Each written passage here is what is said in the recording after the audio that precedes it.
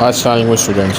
अच्छा, मैंने अब सिलेबस जी की D1 का मैंने एक्सरसाइज चैप्टर 6 का एक्सरसाइज 6C की कंप्लीट सॉल्यूशन किया है ग्राफ के थ्रू, ग्राफ वगैरह का भी बताया है। तो वीडियो को पूरा देखें ताकि आपको फ़ायदा हो सके और चैनल को सब्सक्राइब कर दें ताकि आने वाली वीडियो से आपको फ़ायदा हो। जी की जैसे हमने पीछे 5C की थी, अब हम कर रहे हैं 6C एक्सरसाइज 6 का बेसिक लेवल का क्वेश्चन नंबर 1 करेंगे। सवाल है हमारा, Hussain father give her $120 as a monthly allowance. ठीक है, अब इसके पार्ट हमारे पास दिए हुए हैं। पहले पार्ट में हमें कह रहा है कि if she spend an average of $5 each day find the amount of money that she left was. यानी कि अगर वो हमारे पास $5 जो है वो हर रोज़ स्पेंड करती है तो उसके बाद फिर कितने पैसे बच जाएंगे। ठीक है, तो बच जाने वाले का मतलब ये होता है कि फिर हम कुछ माइनस करके इसमें सवाल करेंगे। तो हमारे पास जो टोटल हमारे पास अमाउंट दिया हुआ है कितना दिया हुआ है, $120 दिया हुआ है। ठीक है, और इसमें डेज दिए हुए हैं कि $3 में उसने कितने स्पेंड किए होंगे, $6 में कितने स्पेंड किए होंगे और $10 में कितने स्पेंड किए होंगे। द सिंपल इज़ दैट कि अगर हम ये है ईच डे की प्राइस, यानी कि हर दिन जो है वो daily she spend $5 each day. So if you multiply by 3 with 5 you can get the amount which he spent in a day, 3 day। ठीक है, तो अब हम क्या कर सकते हैं इसके अंदर कि अगर हम 3 को 5 से मल्टीप्लाई करते हैं डैट मीन कि $15 जो है उसने 3 दिन में खर्च किए होंगे। ठीक है, तो हमें ये नहीं निकालना था, हमें निकालना था कि हाउ मैनी लेफ्ट। तो लेफ़्ट में आप क्या करोगी, $15 को 120 में से 15 को माइनस कर देंगे तो हमारे पास लेफ्ट आ जाएगा। Same as that question number 2 and question number 3। What will you do in question number 6? You will multiply 6 by 5. You will get 30. That means कि उसने 6 दिन में $30 इस्तेमाल किए होंगे। Then you minus 120 with 30. You will get the answer. And the same procedure is that in 10 days you will multiply $5 with 10. Okay, that means $50. She spent $50 in 10 days. Then you minus 120 by 50, you will get the answer। ठीक है, तो ये तीनों part same है, इसको कर लेते हैं 1 by 1 करके। सही है, अब हम इसका क्वेश्चंस कर रहे हैं। तो सबसे पहले जो हमारे पास चीज़ गिवन है उसको देखते हैं। तो टोटल अमाउंट हमको इसका क्वेश्चन नंबर 1 है हमारे पास। ठीक है, क्वेश्चन नंबर 1 का पार्ट ए अब हम कर रहे हैं। ठीक है, पार्ट ए है अभी। सबसे पहले हम इसमें ये पार्ट ए हम लोग कर रहे हैं। सबसे पहले हम इसको करने का तरीका हमारा क्या है कि टोटल अमाउंट जो हमारे पास दिया हुआ है हम वो लिखेंगे। टोटल अमाउंट कितना है हमारे पास, टोटल अमाउंट कितना दिया हुआ है हमारा $120, $120 दिया हुआ। ठीक है, इसके बाद डेली हमारे पास डेली स्पेंड कितना है, डेली स्पेंड है $5। ठीक है, डेली स्पेंड है हमारे पास $5। ठीक है, तो इसमें निकालना है हमें पहले how many left, how much left. ठीक है, कितना लेफ्ट हुआ। तो मैंने पहला जो पार्ट है उसमें ए पार्ट में हमें क्या बोल रहा है कि आफ्टर क्या निकालना है, आफ्टर 3 डेज का निकालना है हमको। ठीक है, आफ्टर 3 डेज का कैसे निकलेगा, सिंपल मैंने बताया। जैसे या तो ये करो कि पहले आप टोटल स्पेंड निकाल लो मल्टीप्लाई करके, या फिर आप डायरेक्ट बना लो। चलो डायरेक्ट बना लेते हैं कि 120 हमारा टोटल अमाउंट है और हमें $5 उसने डे स्पेंड कर रही है, तो कितने दिन के हमें निकालने, 3 दिन के निकालने हैं। ठीक है, ये हमारी इक्वेशन बन गई।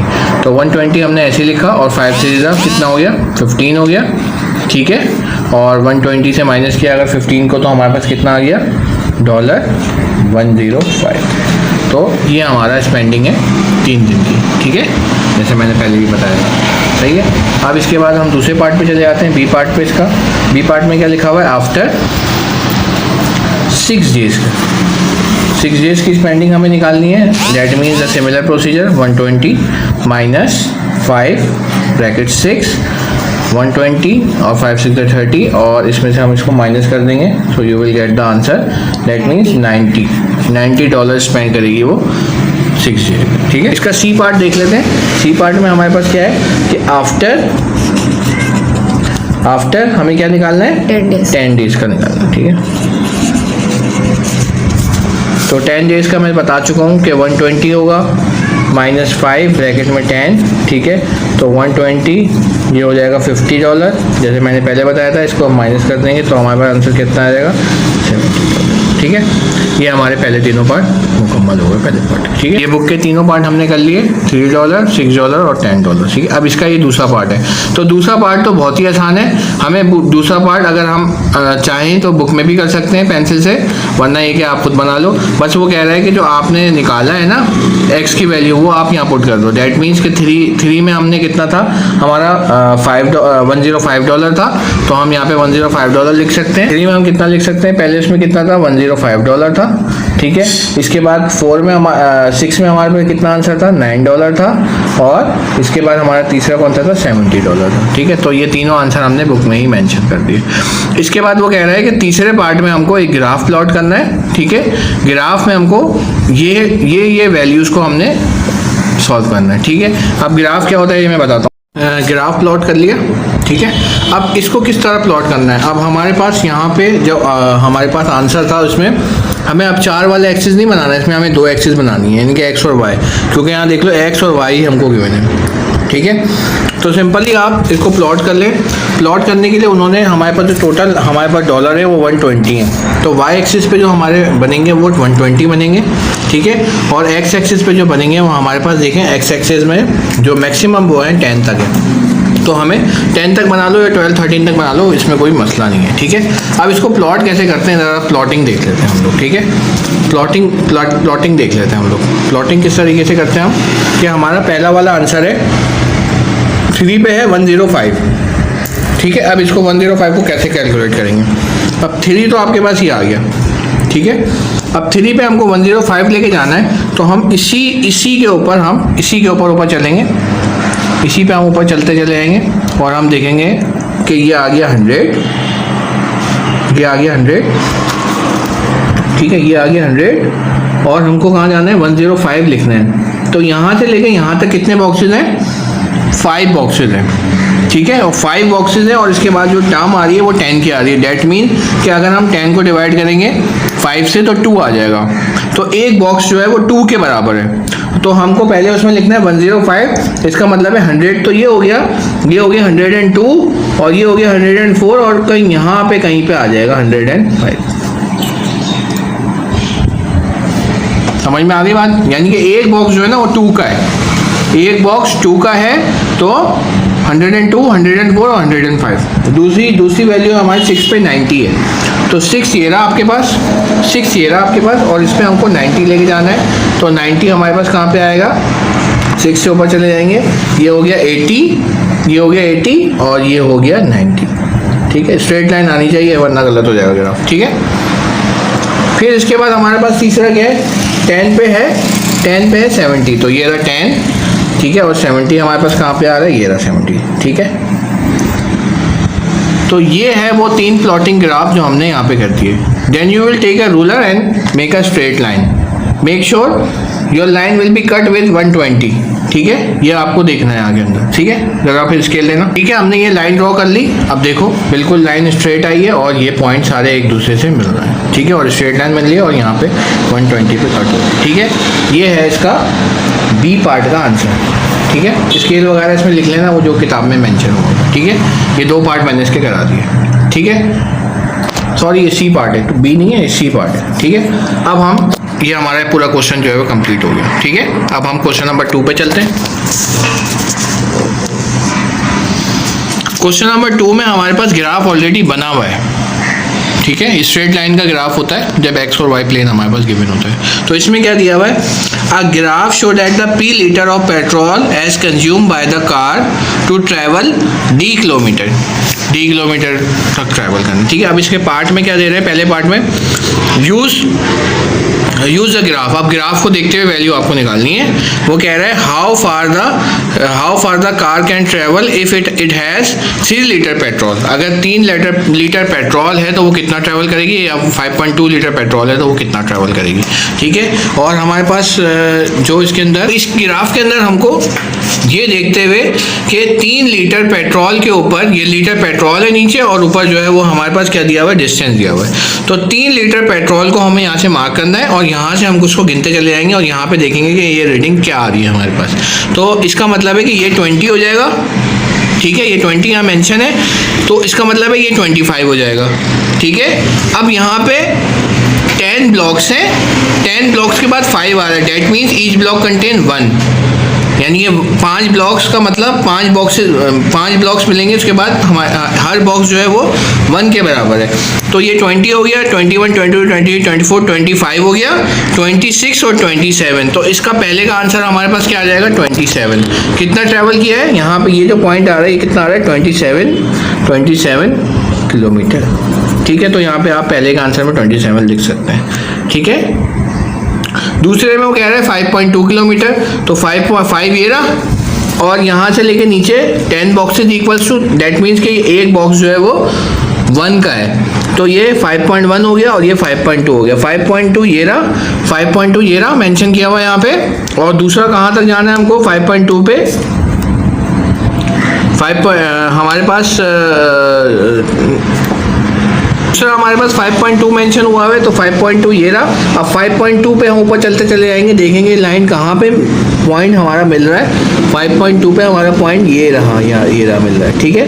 तो अब इसको गिन लेंगे हम, कितना हो गया, ये 40 हो गया, 40 हो गया, ये 45 हो गया, 46, 47, इसका मतलब है कि 47 किलोमीटर हो गया, 47 किलोमीटर हो गया, ठीक है। तो ये दोनों पार्ट का आंसर इस तरीके से हमारा हो जाएगा, ठीक है। क्या निकालना है, यहाँ से हमको निकालना है cost of petrol required 36 kilometre given that 1 litre petrol cost is 1.40। तो हम ग्राफ के ऊपर जाएंगे और ये पेट्रोल मेंशन हुआ है। अब यहाँ पे डिस्टेंस दिया हुआ है, ठीक है। तो कितना डिस्टेंस चल रहा है हमको, 36 किलोमीटर तक चल रहा है। कितना डिस्टेंस तक चल रहा है हमको, 36 किलोमीटर तक चल रहा है। तो 30 तो ये रहा, ठीक है, 35 ये रहा, ठीक है, और 36 इसके ऊपर वाला बॉक्स है, ठीक है। अब इसके ऊपर वाले बॉक्स से हम यहाँ पे काउंट करेंगे कि यहाँ पे ये लाइन कहाँ पे कट हो रही है। डेट मीन्स अगर मैं इसको यूज करूँगा तो ये लाइन यहाँ पे कट हो रही है कहीं पे, ठीक है, ये वाले पॉइंट पे आ रही है। यहाँ से पॉइंट को मैंने लाइन खींची, यहाँ पे आ रही है, ठीक है, ये पॉइंट आ रही है। और ये पॉइंट कहाँ मेंशन कर रहा है, यहाँ पे मेंशन कर रहा है 4 पे। तो हमारे पास इक्वेशन क्या बन गई कि 36 किलोमीटर का इक्वेशन जो है वो किसके बराबर है, 4 मल्टीप्लाई बाय एल। और एल की वैल्यू कितनी है हमारे पास, 4 मल्टीप्लाई बाय एल की वैल्यू है $1.40, ठीक है। अब इसको मल्टीप्लाई करो, सही है, इसको मल्टीप्लाई कर देंगे हम, जल्दी से मल्टीप्लाई कर देंगे। तो हमारा आंसर कितना आएगा, 1.40 मल्टीप्लाई बाय 4 करेंगे अगर हम, 0 4 4 16 का 6 1 कैरी 4 5 और 0.2 के बाद, तो हमारे पास क्या है 5.60 हमारा आंसर हो जाएगा, ठीक है, 5.60 हमारा आंसर। लास्ट पार्ट में लिखा हुआ है Devi the president of a school photograph club wishes to order a T-shirt, ठीक है, with the club logo for a member. She goes Mr. Lee shop to find out the cost of ordering the t-shirts. Mr. Lee, a mathematical enthusiast, show that the graph display the cost of $C to make the n t-shirts. तो सही है, इन्होंने यहाँ पे एक यानी कि इन्होंने एक रिप्रेजेंटेशन दी है जिसमें हमारे पास कॉस्ट को C से ज़ाहिर किया और टी शर्ट को T से ज़ाहिर किया, ठीक है। और ये ग्राफ ऑलरेडी बना हुआ है। अब जब भी ग्राफ बना हुआ आएगा तो आप ग्राफ को देखते हुए ही आप आंसर्स को निकालेंगे, ठीक है। तो इसका पहले पार्ट में अगर हम जाएं तो पहले पार्ट में हमारे पास क्या है, cost of complete the table. तो सिंपल इज दैट, ये मैंने कर लिया था। इसमें आसानी से हमारे पास जो वैल्यूज़ यहाँ पे मेंशन है बस आपको वो निकालनी है। डैट मीन्स कि 10 के ऊपर कितनी वैल्यू आ रही है, 100 है, तो आप यहाँ 100 लिख देंगे। 30 पे कितनी वैल्यू आ रही है, 200 है, 200 लिख देंगे। 50 पे कितनी आई, 500, एंड 70 पे कितनी आ रही है, 400। The table will be complete, ठीक है। तो सिंपल इज डैट, आप इस तरीके से आप इसको कर सकती हैं, ठीक है। दूसरे पार्ट में हमारे पास रीजन पूछ रहे हैं कि Devi notice that the cost of T-shirt decreases when the more T-shirts are order in the puzzle by the observation from the graph that 0 T-shirts cost 50 prove that the possible explanation to this problem. इसके explain करना है, देखो यहाँ पे तुम्हारे पास नज़र आ रहा है कि ये यहाँ से शुरू हो रहा है 0 से, फिर आ रहा है 50, फिर आ रहा है 100, ठीक है। इसका मतलब है कि ये एक बॉक्स जो है वो 10 का है, ठीक है। तो यहाँ पे वो कह रहा है कि जो ये सारे डॉलर है ना, यहाँ पे कह रहे हैं कि ये सारी डॉलर्स प्राइस दी हुई है और ये टी शर्ट है। तो ये बता दो कि यहाँ पे फिक्स 50 क्यों आ रहा है, फिक्स 50 क्यों आ रहा है? तो इसका रीज़न हमारे पास सिंपल है, क्योंकि 50 आ रहा है कि there is a fix overhead of a $50, यानी कि यहाँ पे फिक्स कर दी है वैल्यू, ये वैल्यू जो है यहाँ पे फिक्स हो गई है, ठीक है, ये वैल्यू फिक्स हो गई है। इसके बाद हमारे पास नेक्स्ट पार्ट है। नेक्स्ट पार्ट में हमको पूछ रहा है कि find the amount of a Davy has no to pay of 68। बस आपको ग्राफ के ऊपर यहाँ पे 68 को मेंशन करना है, जैसे मैंने यहाँ पे 68 मेंशन किया हुआ है। 60 के बाद 68 आपको काउंट करना है एक एक बॉक्स से, और इसको यहाँ से देख लेना है इसकी प्राइस कितनी आ रही है, ठीक है। तो यहाँ पे वैल्यू आ रही है इसकी 390, ठीक है। लास्ट पार्ट के अंदर आपको उल्टा डॉलर दे दिया गया है, ये $400 तक का है, हमें 410 तक जाना है। 410 यहाँ पे पड़ेगा, 410 पे क्या वैल्यू आ रही है, 410 यहाँ पे पड़ेगा, 410 पे क्या वैल्यू आ रही है हमारे पास, उसको हमें मेंशन कर देना है। यहाँ पे कितनी वैल्यू आ रही है, 72। तो ये इस तरीके से ये सारे पार्ट जो हैं इसके हो जाएंगे ग्राफ को देखते हुए। और अगर कोई चीज़ इसके अंदर समझ में नहीं आ रही है तो हम इसको एक दफ़ा और रिव्यू कर लेंगे। बट ये कि ये पूरी जो हमने एक्सरसाइज की है और ये बिल्कुल सेम एक्सरसाइज है और इसी तरीके से सवाल होंगे सारे, ठीक है। ये बुक में भी अगर आप कर लेंगी ना तो कोई मसला नहीं है, ये आपको वैसे तो बुक से ही देखनी है। बाकी वो जो ग्राफ बनाना है तो क्वेश्चन नंबर 1 और 2 है, उसको आपको कॉपी में ही करना पड़ेगा, ठीक है, सही है। तो इसलिए बाकी भी हम इंशाल्लाह ताला 1 बाय 1 इसको सॉल्यूशंस करते रहेंगे सिलेबस जी की D1 का। तो इसलिए वीडियो को पूरा देखें और चैनल को सब्सक्राइब करें ताकि आने वाली वीडियो से फ़ायदा हो सके। Thank you so much. आहिस्ता ज़रा ज़ोर से